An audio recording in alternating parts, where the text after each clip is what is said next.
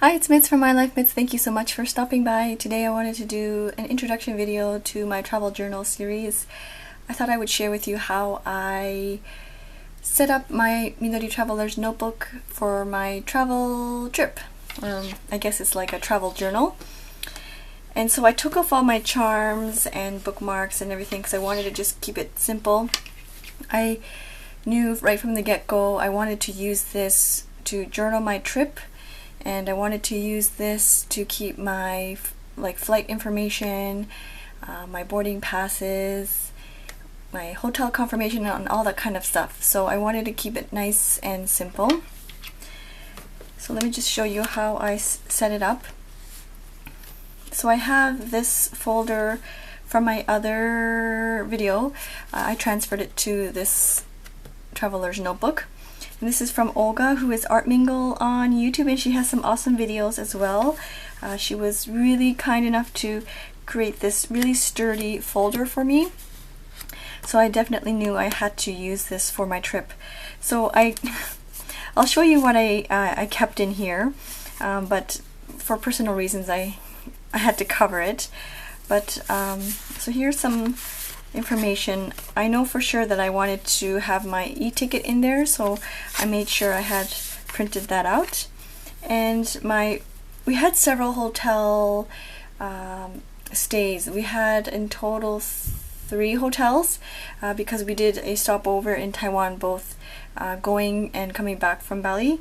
So I knew for sure that we had to have the hotel confirmation information in there. And this stuff, like the Bali tour confirmation and the travel insurance and the other information here, like this is the Taiwan bus information, and this one is like the pickup meeting point stuff. This information was not it's not mandatory, so I kept this kind of stuff in the suitcase, but for sure 100% I knew I had to keep this in here as my carry-on. But I just wanted to share with you some other stuff that you could keep in your folder if you choose to do so. And in here I just kind of left it blank. This is the, what is it called? This is the insert, the zipper pouch insert. This is the other side of it. I just have some sticky tabs from before that I just kind of left in there. And I just kept that empty. And then this was my empty blank Midori notebook refill that I actually did not fill out. It's not even stapled. I took out the staples and I removed lots of paper because I knew I wanted to keep it short and sweet.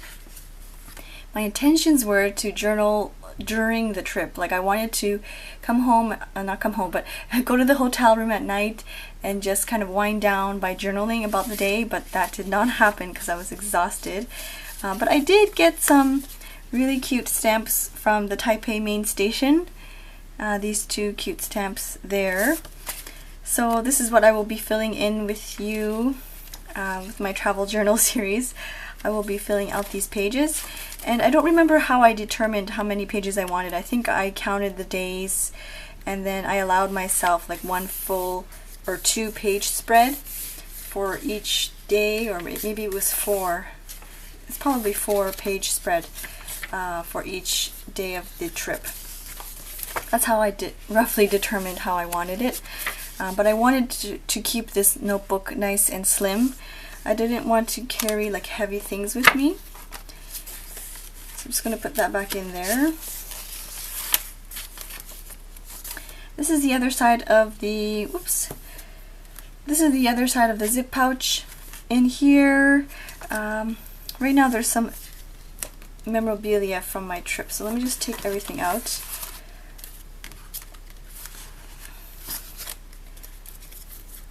Before I went, I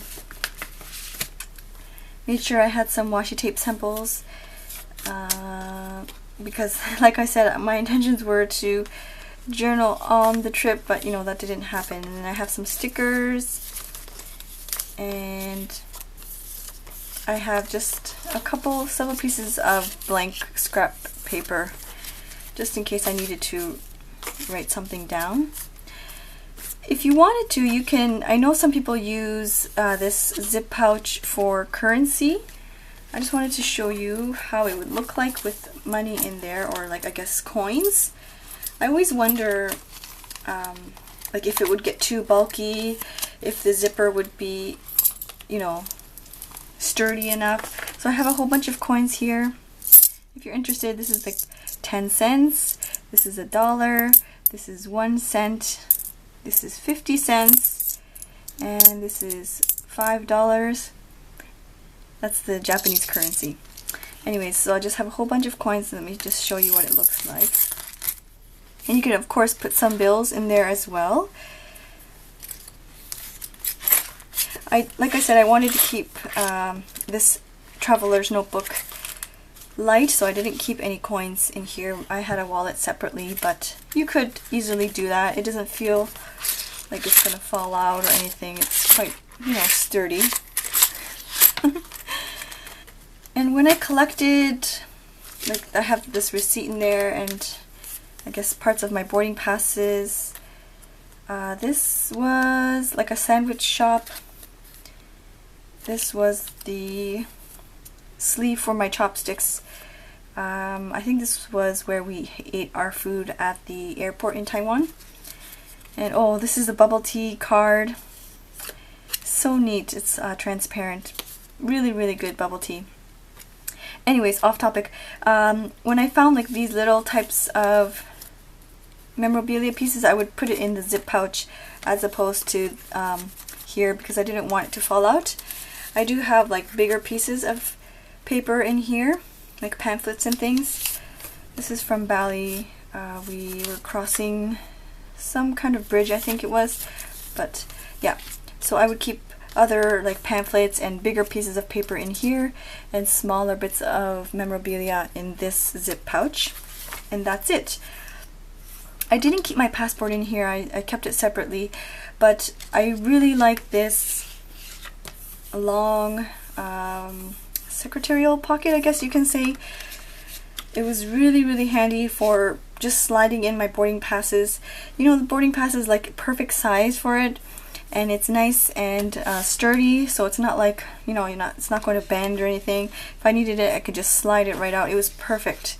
I could also put my boarding passes in here as well, but I think the brad would be in the way.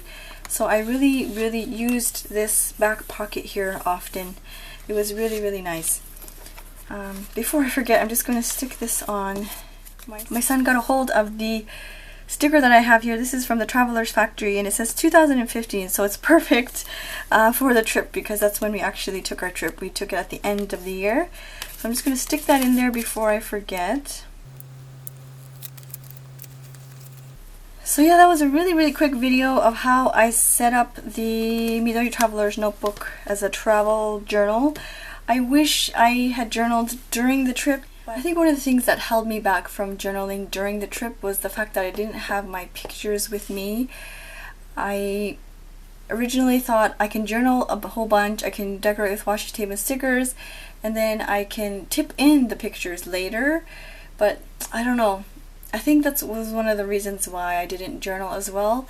I think I may need to invest in one of those like LG Pogo printers, or one of those portable printers, but we'll see. I actually saw today someone's, maybe it was an ad, this selfie is wireless. I don't know if it's out yet or it's coming out, but it was a wireless selfie, like the Canon selfie printer that prints out like the really nice quality photos. So I'm maybe I have to do more research. I don't want to spend too much money. So if you have a portable printer that you recommend, please do leave a comment below.